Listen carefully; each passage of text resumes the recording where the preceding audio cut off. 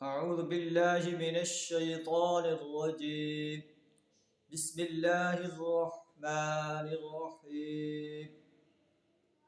ألم نشرح لك صدرك ووضعنا عنك وزرك الذي أنقض ظهرك ورفعنا لك ذكرك فإن مع العسر يسرا إن مع العسر يسرا فإذا فرغت فانصب وإلى ربك فارغب صدق اللہ العظیم۔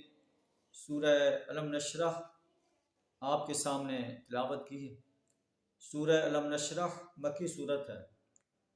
اس صورت کے اندر اللہ نے نبی صلی اللہ علیہ وسلم سے خطاب فرمایا ہے اور آپ کے انشراح صدر کے بارے میں ارشاد ہے، اے اللہ کے رسول صلی اللہ علیہ وسلم، ہم نے آپ کا سینہ کھول دیا ہے۔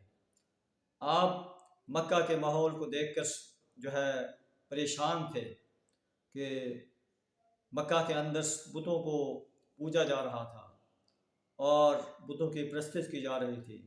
قتل و غارت کا بازار گرم تھا، بچیوں کو زندہ درگور کیا جا رہا تھا، سود کا نظام وہ پھیلا ہوا تھا، اور نبی صلی اللہ علیہ وسلم پریشان ہوتے تھے کہ ان چیزوں کو کیسے ختم کیا جائے۔ اللہ نے آپ کو نبوت عطا فرما کر، قرآن عطا فرما کر انشراح صدر فرما دیا۔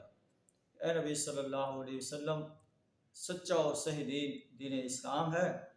آپ اس اسلام کی دعوت انسانیت کے سامنے پیش کریں اور انسانیت کو بتا دیں کہ ہدایت کا راستہ کون سا ہے اور گمراہی کا راستہ کون سا ہے۔ یہ لوگ جو آپ کی مخالفت کر رہے ہیں، ان کی مخالفت کی پرواہ نہ کریں اور اللہ کے دین کی دعوت انسانیت کے سامنے بلا کموکاس پیش کرتے رہیں۔ یہ سرداران قریش، یہ مکہ کے وڈیرے جہالت کے اندر غرق ہیں، یہ آپ کا کچھ نہیں بگاڑ سکتے۔ تو اسے علم نشرح اس لیے کہتے ہیں کہ اس میں علم نشرح کا لفظ ہے۔ تو سورت کا ترجمہ کچھ اس طرح ہے، علم نشرح لک صدرک، کیا ہم نے آپ کا سینہ نہیں کھول دیا، ووضعنا عنک وزرک، اور آپ سے بھاری بوجھ وہ اتار نہیں دیا۔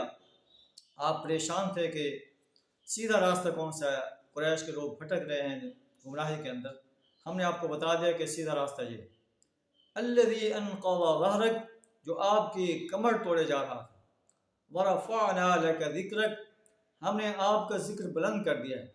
کفار مکہ چاہے آپ کو ساحر اور مجنون کہیں، کاہن کہیں، لیکن ان کے کہنے سے کچھ نہیں ہوتا، ہم نے آپ کا ذکر بلند کر دیا ہے۔ اور کفار مکہ خود آپ کو مشہور کر رہے ہیں۔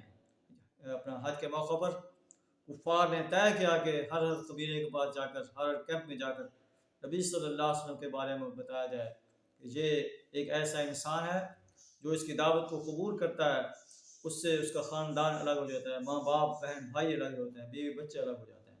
خود ہی انہیں مشہور کر دیا، اور اللہ نے بھی آپ کا نام بلند کر دیا کہ جہاں اللہ کا نام آتا ہے وہاں محمد الرسول اللہ صلی اللہ علیہ وسلم کا بھی نام آتا ہے۔